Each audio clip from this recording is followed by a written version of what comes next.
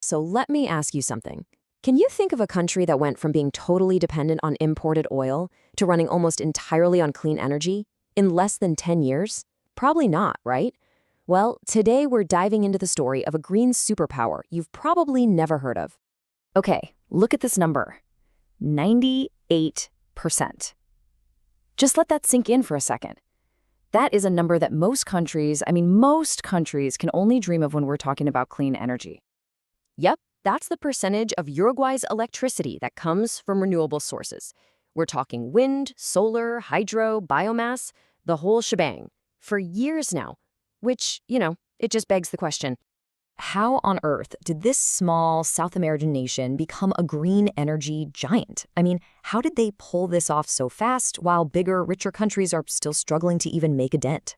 All right, let's get into it. This is an incredible story of crisis, vision, and just a really smart revolution. Okay, so first things first, let's get a sense of scale here, because that's what makes this whole thing just so mind-blowing. So, Uruguay. It's the second smallest country in all of South America. We're talking about a population of just 3.4 million people. It is completely dwarfed by its massive neighbors, Brazil and Argentina. And yet somehow it managed to just leapfrog them, and frankly, most of the world, in the race to go green. To really get how this happened, we gotta rewind back to the mid-2000s. The guy who would eventually become the architect of this whole transformation, Ramon Mendez Galain, he put it perfectly. He said the country was heading straight into a perfect storm. And you know what they say about storms, right? This crisis, this pressure cooker of a situation, is exactly what forced Uruguay to get creative and act fast. So here's what was happening. The economy was booming, which sounds great, right? But the flip side is that energy demand was just going through the roof. And to make things worse, droughts were messing with their hydropower, which was their main source of electricity. And they couldn't just call up their neighbors Argentina and Brazil because they were having their own energy problems. So suddenly, Uruguay was staring down the barrel of actual blackouts. And this is the key to the whole story. Uruguay has zero oil. No natural gas, no coal of its own. Zilch.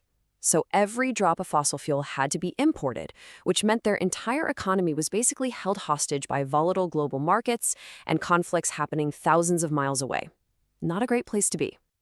So, you see, this whole thing wasn't initially about being green or saving the planet. It was about something much more immediate and practical. Energy sovereignty. Basically, the power to control your own destiny, right? To not have your lights go out because of some price shock halfway across the world. And right at this critical moment, a very, very unlikely hero enters the picture. And what's so cool about this part of the story is that the solution didn't come from some seasoned politician or a big-shot energy executive. Nope, it came from, of all places, the world of theoretical physics. This is Ramon Mendez Galain. Now, his day job was literally studying the first microsecond after the Big Bang. Just casual stuff. But as he saw this energy crisis unfolding, he started applying that massive brain to this problem and came up with a really detailed plan.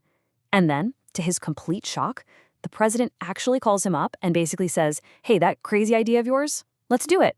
And he said yes. And his plan? It was beautifully simple, really. It stood on three main pillars. Pillar one, and this was the absolute genius part. Get every political party to agree on a long-term plan, so it wouldn't get ripped up every time there was an election. Pillar two, create a smart way for the government and private companies to work together to bring in tons of money. And pillar three, build a modern, smart grid that could actually handle the ups and downs of wind and solar. Okay, so that's the blueprint, a brilliant plan on paper. But we all know plans are one thing, execution is everything. So how did they actually pull it off? Let's dig into how it worked. All right, that public-private partnership model, that was the engine. It was brilliant. Here's the deal they offered. The government held auctions, and private companies came in and bid to build and run the new wind farms. In return, the government's own utility company made them a promise they couldn't refuse. We will buy every single kilowatt you produce for the next 20 years at a locked-in price. Boom. Just like that, they took all the risk off the table for investors. And the money? It didn't just trickle in, it flooded in. We're talking a staggering $6 billion in just 5 years. And if you want to see just how dramatic the change was, check this out.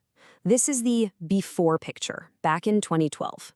You can see just how dangerously hooked they were on expensive imported oil just to keep things running. And here's the after. Wow. In just a handful of years, the whole picture is flipped on its head. Wind power just exploded, right? It went from practically nothing, like 1%, to over 30% of all their electricity. And it worked perfectly with the hydropower they already had. And the results? I mean, they were just stunning. Uruguay was finally energy independent.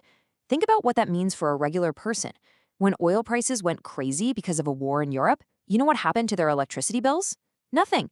Absolutely nothing. That's real security. On top of that, their energy costs were cut by almost half, and get this, they started selling their extra clean electricity to their giant neighbors. And what about jobs? I'm glad you asked. This whole shift created 50,000 new green jobs.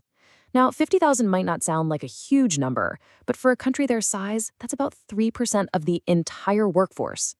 So this was a win-win-win. A win for the economy, a win for national security, and yeah, a win for the planet. But you think they'd stop there? Not a chance. Uruguay is now taking all that success and momentum and aiming for the next big thing. They're pioneering the next phase of this whole green revolution. So the next big nut to crack is getting carbon out of things like trucks, ships, and factories. And the plan is genius. They're going to use all that extra, super cheap renewable power to create green hydrogen and something called e-fuels. You can think of e-fuels as just synthetic fuels made with clean energy.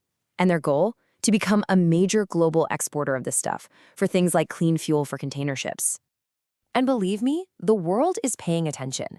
A company called Hive Global just announced they're investing $4 billion to build a massive e-fuels plant there. To put that in perspective, that is the single largest investment in the entire history of Uruguay, ever. And really, this brings us to the most important takeaway of this whole story. And it comes straight from the man himself, Ramon Mendez. He says, renewables are the best solution, even if you completely forget about climate change. Why? Because they create jobs, they make energy cheaper, and they give you security. It's just a better system, period. Which leads us to the final big question, right? Uruguay proved that a fast, fair, and profitable energy transition isn't some pipe dream. It's possible. They showed that if you have the political will and a smart, practical plan, you can fix your own country's problems and lead the world at the same time. So it really makes you wonder, doesn't it? If this small nation could pull it off, what's really stopping the rest of us?